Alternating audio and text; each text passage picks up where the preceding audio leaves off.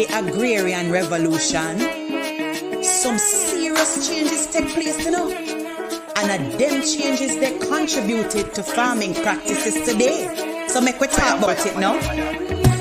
Agrarian, that mean agriculture. Some drastic changes start rolling and change up the farming culture. Revolution. This one is economic. New farming techniques and ideas that spread just like the pandemic. Talking about change, open field them get rearranged. Enclosure change up the thing now. It is a new phase. The little farmers have to move. Oh no, what a pity. Now them have to find new jobs and new wages down in the city. Now that the farm them bigger, a man can try a new thing. 4-field crop rotation, selective breeding, chemical fertilizer, make the crops them bigger. Use up the seed drill, save time, go pay a bill. Specialize in certain crops because the soil is best for that. Use up the threshing gin, stalks and husk go in the bin.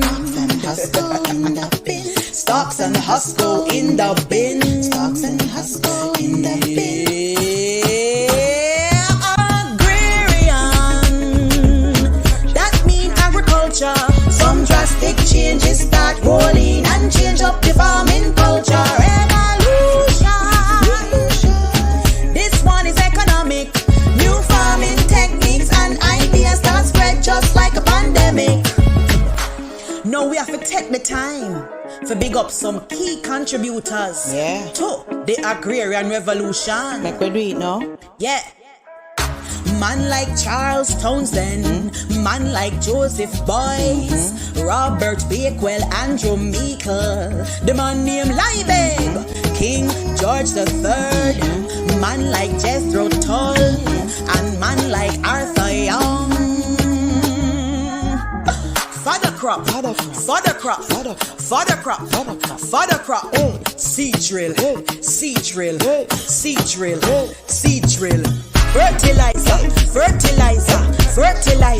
fertilizer, selective breeding. Yeah, 1750s to 1900s, a whole heap of changes take place, Hey. A bossa dance, a bossa dance. Objectives. What was the Agrarian Revolution? The Agrarian Revolution refers to the significant and fundamental changes that were made to the activities and processes involved in the rearing of animals and the production of crops.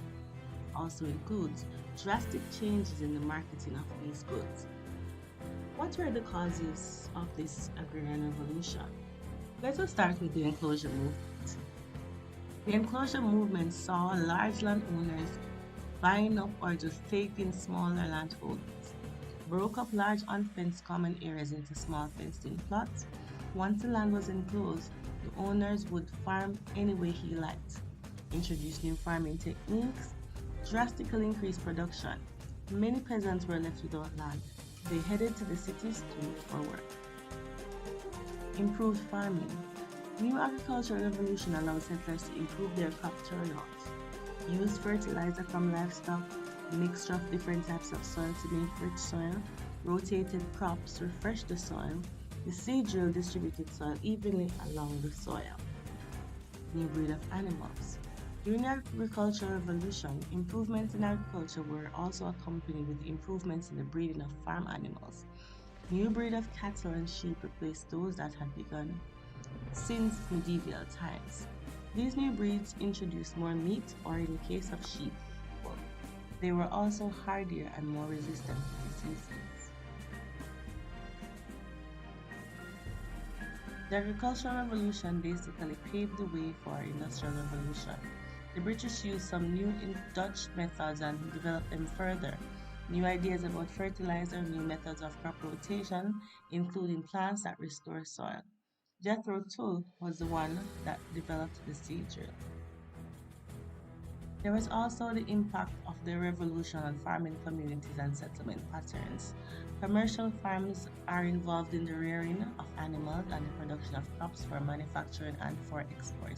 In order to facilitate this, some farm owners have a factory or plant on the farm or use factories to close proximity to help with the harvesting and preparing for marketing, employ a large labor force, have a specific vehicle or fleet of vehicles to deal with transportation.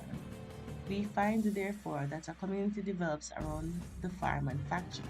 Villages begin to form as houses are built, rented, or sold to the workers. Basic services for those farming communities are provided in the association with the government and private companies. Examples of these are schools, electricity and water supply. Businessmen may be attracted to such area and open stores such as markets, supermarkets, or open other types of business which offer services such as medical or cosmetology. Some developed over time into plazas. The effects of the Agrarian Revolution were many. Life in the countryside changed dramatically.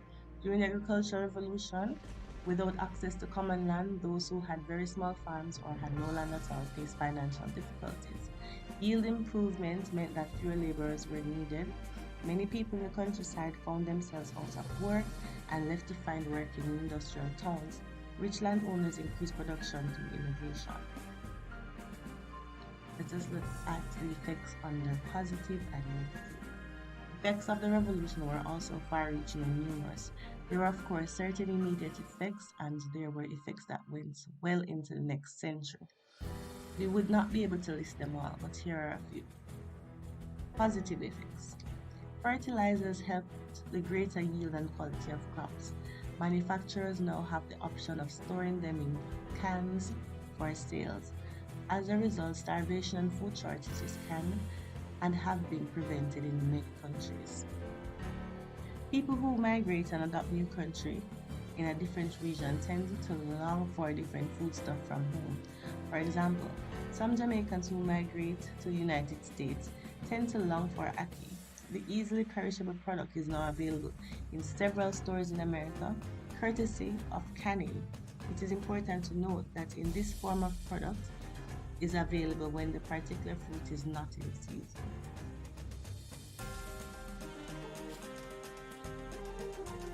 Machines made work easier on estates.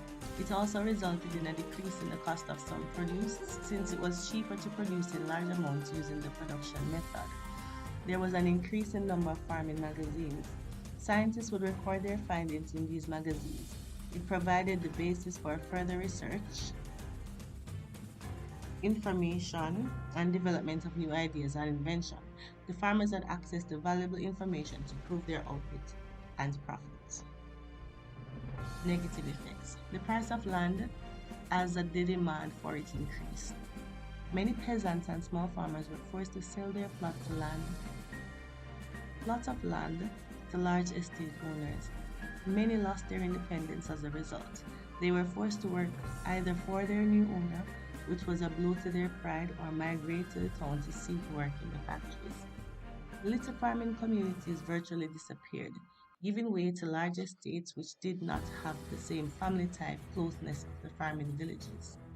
Some animal farms do not effectively control the scent from the waste of the animals. We find, for example, that on chicken and cow farms there is a foul odor that emanates for miles. This is not good for people who live and operate in and around these areas. The effect of the revolution on the Caribbean. The Caribbean is prone to natural disasters such as hurricanes. During and after a hurricane, the power supply may be disrupted for a long time. This was the experience of many Jamaicans during and after Hurricane Gilbert. The hurricane hit the island on September 12, 1988. It destroyed many of our electric poles, and so it took a while for power to be restored to several communities. There was no electricity to power the refrigerator or freezer to store any meat. Canned food enabled a large portion of the population to have access to protein. Many persons lived on corned beef, sardines, sausages, and tinned vegetables for a while, since fresh meat was not available. And lastly, the sugar industry in the Caribbean benefited greatly from the Agrarian Revolution in Cuba. Cuba is reported to have been the first country to use railways on its estates. Jamaica and Trinidad were among the first set of Caribbean islands to use the railways. Barbados led the way in using new technologies on their sugar estates, and by 1850, the number of planters all over the Caribbean had introduced various pieces of machinery on their estates. Weeding machines and packing plants are two examples of the kinds of machines that were introduced. By 1854, one-third of Jamaican sugar estates were using steam mills instead of the old animal and water mills.